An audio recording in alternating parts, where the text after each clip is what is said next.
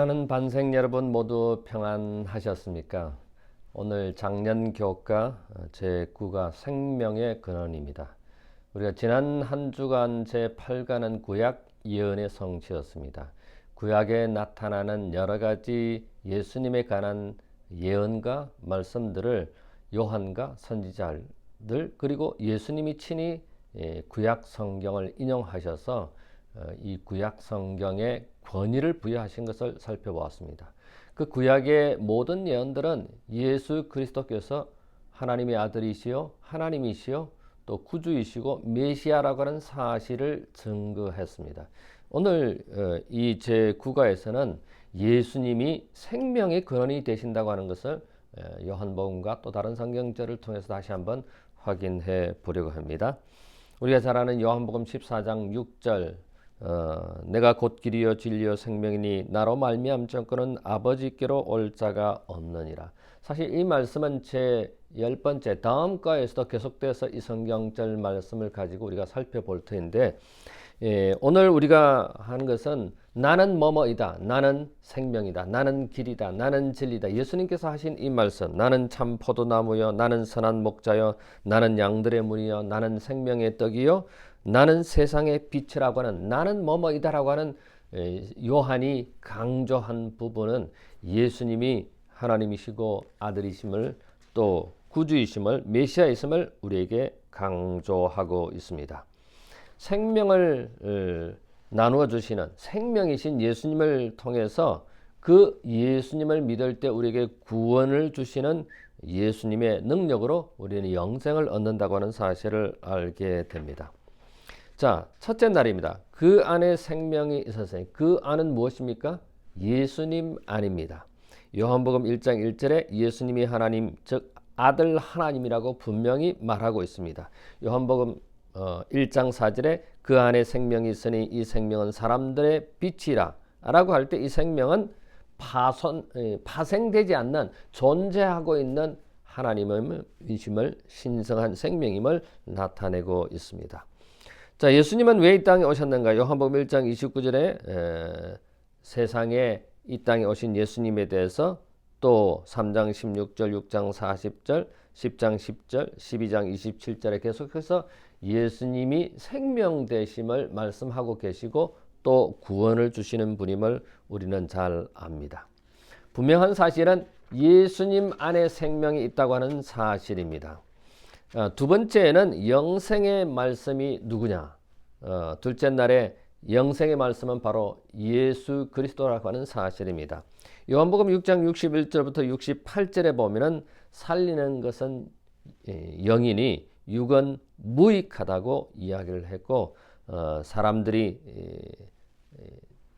주님 안에서 자라나고 주님 안에서 영생을 얻는다고 하는 사실을 요한복음 6장에서 말하고 있습니다. 그런데 예수님께서 제자들에게 나를 떠나겠느냐고 물으셨을 때 베드로가 했던 대답은 무엇인가? 사람들이 예수님을 떠나겠다고 하는 즉 왕으로 추대하려고 했지만 예수님은 그런 왕이 아니라고 할 때 그들은 떠나려고 했을 때 제자들한테 너희도 떠나느냐 이렇게 질문했을 때 베드로는 어떻게 대답했습니까? 예수님이 생명의 주님이심을 이 베드로는 알았고 예수님의 말씀은 영생이라고 하는 고백을 우리는 여기서 살펴볼 수 있습니다. 왜냐하면 예수님은 자신은 생명의 떡이라고 말씀하지 않았습니까? 예수님의 삶과 죽음, 부활의 영원한 구원의 근원임을 의미하고 있습니다. 우리는 어떻게 영생을 얻을 수 있을까요? 여기 교과는 요한복음 3장 15절에 믿는 자마다 영생을 얻는다고 우리는 성경 말씀을 통해서 확인할 수 있습니다.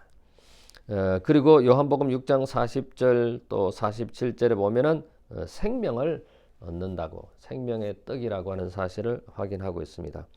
오직 예수 그리스도를 믿는 믿음에서 영생을 얻는다고 하는 사실을 우리는 여기서 확인할 수 있습니다. 우리의 육체는 죽음입니다. 사실 죄인으로 죽음으로 태어났고 우리가 수십 년을 80년, 100년을 산다고 하는 것은 죽어가는 과정이고 썩어가는 과정입니다. 그러나 이 죽어가는 썩어가는 우리의 육체를 다시 영생할 수 있도록 예수님께서 이 땅에 오셔서 구원을 주셨고 영생을 주셨다고 하는 사실입니다. 예수님께서 이 땅에 오셔서 부활하시고 또 성천하신 이 땅에서의 삶, 이 땅에서의 모든 죽음이 우리의 영원한 생명을 위함이었다고 하는 사실을 우리는 성경에서 확인하게 됩니다. 여기 치료봉사 62쪽에 보면은 구원에 이르는 믿음이 여기 기록되어 있습니다. 구원에 이르는 믿음은 단순히 복음의 진리를 인정한 것이 아니다. 참 믿음은 그리스도를 개인의 구주로 받아들이는 것이다. 자, 셋째 날입니다. 믿음과 새롭게 태어남입니다. 요한복음 1장 12절로 13절에 보면은 영접자 곧 그 이름을 믿는 자가 하나님의 자녀가 된다고 하는 권세를 주심을 우리는 확인하고 있습니다. 예수님을 영접하여 그 이름을 믿고 그러므로 하나님께로부터 오는 하나님의 백성으로 출생하고 영생을 얻는다고 하는 사실입니다. 자, 그분의 이름을 힘입어 영생을 얻게 하려고 복음을 기록했다고 하는데 이 요한복음 1장 12절과 13절에는 두 과정을 소개하고 있습니다. 첫 번째, 우리는 그분을 영접한다, 즉 그분을 믿는다는 것이고, 두 번째는 그분은 우리에게 하나님의 자녀가 되는 권세를 주셔서 그분을 영접하게 한다고 하는 사실입니다. 결국 믿음은 말씀을 들으면서 나오고 그 들음은 성경, 즉 하나님께서 우리에게 주신 선물임을 확인하게 됩니다. 인간의 마음에 영향을 미치고 인간의 마음을 밝게 해주는 하나님의 성령께서 하나님을 믿는 믿음을 창조하신다고 말씀하고 있습니다. 성령께서 우리를 믿게 하고 또 하나님께서 우리에게 주신 선물임을, 그 믿음이 선물임을 우리는 확인하게 됩니다. 여기에 아들을 메시아로 믿고 영접하는 사람은 뭘 얻는다? 영생을 얻는다고 하는 사실입니다. 그런데 우리에게 확신을 주시는 것은, 우리에게 믿음을 갖게 하는 것은 성령께서 하신 일이라고 요한복음 16장 7절 8절 로마서 8장 16절에 말씀하고 있습니다. 자, 로마서 8장 16절에 보면은 성령의 역할을 기록하고 있습니다. 예수님의 구원에 관한 어떤 원리를 우리는 여기서 발견할 수 있습니까? 성령께서 친히 우리가 하나님의 자녀인 것을 증거하고 있다고 하는 사실입니다. 우리가 믿음으로 새롭게 태어나고 영원한 생명, 하나님의 자녀가 되는 권세인데 이것마저도 성령께서 도와주셔서 그렇게 하실 수 있다고 하는 사실을 우리는 오늘 성경을 통해서 확인하게 됩니다. 믿음은 자기에게서 나오는 것이 아니라 하나님의 선물이라고 하는 사실을 분명히 확인하고 있습니다. 자, 넷째 날입니다. 생명의 근원을 거절함입니다. 여러분, 생명의 근원을 거절한다는 것은 무슨 뜻입니까? 예수님을 믿지 아니하고 예수님을 영접하지 아니하고 예수님을 구주로 인정하지 않는 것이 영원한 생명을 거절한다는 것입니다. 이것을 이제 다른 말로 말하면은 말씀을 거절한다, 그렇게 우리가 생각해 볼 수 있습니다. 우리가 인간적인 측면에서 예수님을 생각할 수 있고 또 말씀에 근거해서 예수님을 생각할 수 있는데, 우리가 지난번에 교과를 배울 때 지난주에 이 종교 지도자들이, 유대인들이 그들의 전통과 사상과 유전과 그들의 생각, 그들의 이론, 그들의 학식, 그들의 지식을 가지고 예수님을 보았을 때는 예수님을 구주로 발견하지 못했지만은 말씀에 근거해서 말씀으로 예수님을 봤을 때는 예수님이 메시아이고 구주이고 하나님의 아들, 하나님이라고 하는 사실을 알 수 있다고 하는 사실입니다. 그러므로 우리의 신앙생활에 있어서도 말씀에 근거해야 하는 겁니다. 세상 학문이 아니라, 신학이 아니라, 신학도 하나의 이론이죠. 그러나 우리는 말씀에 근거해서 예수님을 바라볼 때, 예수님을 믿을 때 우리는 영생을, 또 하나님의 자녀가 된다고 하는 그런 사실을 확인하게 됩니다. 민수기 13장 23절부터 33절에 보면은 정탐꾼의 인간적인 측면이 나옵니다. 이 정탐꾼들이 가나안에 들어가서 정탐을 하고 난 다음에 와서 보고할 때 인간적인 측면에서 볼 때 그들은 참 보기 좋았고 좋은 땅이고, 그러나 그겐 거인이 살고 있고 또 성읍이 너무나 이 튼튼해서 도무지 우리가 그들을 정복할 수 없다고 부정적인 보고를 한 10명의 정탐꾼들의 보고였습니다. 그러나 나머지 2명은 하나님께서 이 가나안 땅을 너희에게 허락하신다고 하는 그런 말씀에 근거해서 바라봤을 때 충분히 우리가 그들을 공격하고 차지하고 이길 수 있다고 하는 그런 보고를, 긍정적인 보고를 한, 말씀에 근거한 그 2명은 긍정적인 보고를 하게 됩니다. 우리의 신앙생활에 있어서도 말씀에 근거했을 때는 긍정적인 삶을 살 수 있지만은 사람의 인간적인 면, 인간적인 전통이나 유전이나 인간의 가르침에 근거할 때에는 부정적으로 받게 될 수 없다고 하는 사실입니다. 우리는 마음의 눈, 육신의 눈, 이것을 생각해 볼 수 있습니다. 우리는 믿음의 눈을 가져야 되겠죠. 말씀에 근거한 믿음의 눈을 갖는 우리 모두가 되었으면 참 좋겠다는 생각이 듭니다. 자, 목요일 소재 5째 날입니다. 정죄입니다. 죄로 인정되는, 정죄는 왜 정죄입니까? 믿지 않는 것이 정죄입니다. 다시 말씀드리면 말씀대로 하지 않는 것이 죄라고 하는 것입니다. 우리의 신앙에 있어서 우리가 그리스도인으로서 하나님의 자녀로서 살아갈 때 말씀대로 믿지 아니하면은 그것은 죄가 된다고 하는 것이고 결국은 심판의 대상이 된다고 하는 것입니다. 자, 여기 보니까 요한복음 3장 18절로 21절에 보면 그를 믿는 자는 심판을 받지 아니하는 것이요 믿지 아니하는 자는 하나님의 독생자의 이름을 믿지 아니하므로 벌써 심판받은 것이다라고 성경은 말하고 있고, 계속해서 악을 행하는 자마다 빛을 미워하며 빛으로 오지 아니하나니 이는 그 행위가 드러날까 함이요 진리를 따르는 자는 빛으로 오나니. 말씀을 근거해서 살아가는 우리라면은 심판받을 이유가 없는 것이죠. 그러나 말씀을 따르지 아니하고 말씀에 근거하지 아니하고 말씀을 믿지 아니할 때는 그거는 정죄된다고 하는 사실을 오늘 이 교과는 우리에게 가르치고 있습니다. 사람들이 심판받는 이유가 무엇입니까? 요한복음 3장 18절, 36절, 요한복음 5장 24절, 38절, 요한복음 8장 24절, 요한복음 12장 47절에 예수님을 믿지 않고 그 말씀대로 따르지 않는 것이 심판의 대상이라는 것입니다. 자, 우리 모두는 하나님의 자녀로서 말씀에 근거한 삶을 살아가는 우리 모든 반생들이 되었으면 참 좋겠습니다.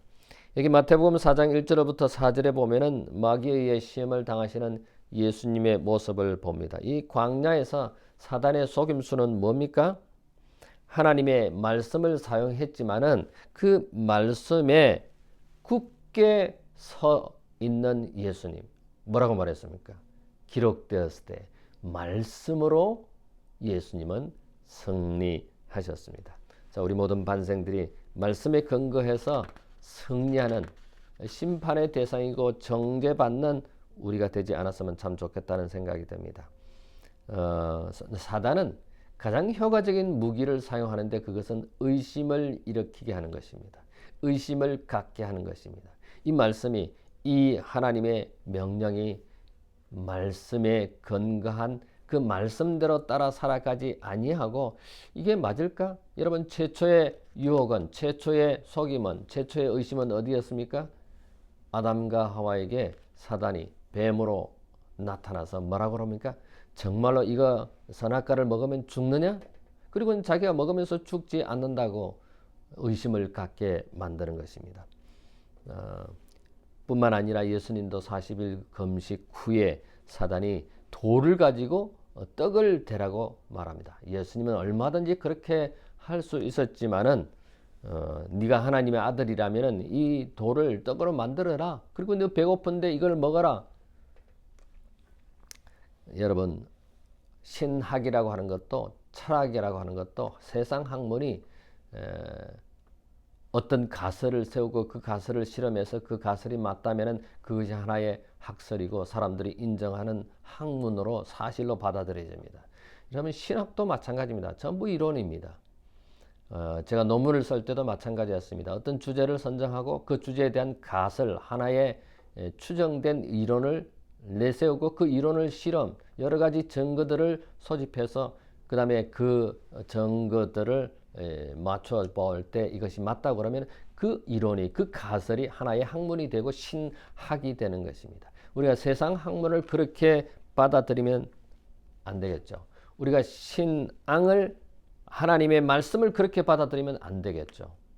우리는 말씀 그대로 믿어야 되겠죠. 단순한 믿음이 필요합니다. 자, 마지막 여섯째 날 금요일 소재입니다. 여기에 시대의 소망 25쪽에 보면은 그리스도께서는 자기를 낮추시고 인성을 취하심으로써 사탄의 품성과 정반대되는 품성을 드러내셨다. 그분은 그 굴욕의 길에서 한층 더 밑으로 내려가셨다. 사람의 모양으로 나타나셨으며 자기를 낮추시고 죽기까지 복종하셨으니 곧 십자가에 죽으심이라. 빌립보 2장의 8절에 있는 말씀입니다. 여기 보니까 그리스도께서는 우리로 당신의 받으실 대접을 받게 하기 위하여 우리가 받아야 할 대우를 받으셨다. 우리는 죽을 수밖에 없는 존재로 죽임을 당해야 되는데 예수님께서 우리의 죽음을 대신해서 죽으셨고 피를 흘리셨고 또 무덤에 장사 지내셨습니다. 그러나 마침내 주님은 부활하셨고 승천하셨고 지금 우리를 위하여 충보하고 계시는 것입니다. 주님이 우리 대신에 우리가 받아야 할 대접을, 고통을, 피를 흘리셨습니다.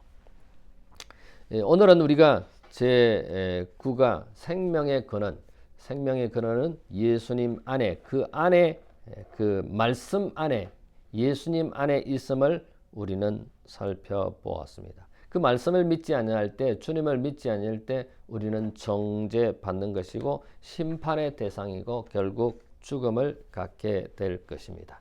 자, 다음 한 주 동안에는 나는 길이요 진리요 생명이니 우리가 오늘 그 주제 성경절, 기억절, 암송 성경절로 읽었던 그 말씀을 중심으로 예수님께서 하신 나는 길이요 진리요 생명이 무슨 말씀인지 다시 한번 확인해 보는 그런 교과 연구 주제가 될 것입니다. 다음 한 주간도 하나님의 은혜 가운데 이 말씀을, 이 교과를 잘 공부하여서 큰 유익을 얻는 우리 모든 반생들 되기를 간절히 바랍니다. 잠깐 머리를 숙일까요? 고마우신 우리들의 하늘아버지, 우리 모든 반생들이 주님 안에서 평안하도록 인도해 주시고 지켜주신 것 감사합니다. 미국의 최대 명절인 추수감사절을 맞이하여 우리 모든 반생들 가정마다 개개인마다 행복과 감사가 가득한 한 주간, 또 추수감사절, 명절, 안식일이 될 수 있도록 은혜 베풀어 주시옵소서. 다가오는 한 주일도 하나님의 은혜가 우리 모든 반생들에게 함께 해 주시옵기만을 감사하오며 예수님 이름으로 기도하옵나이다. 아멘.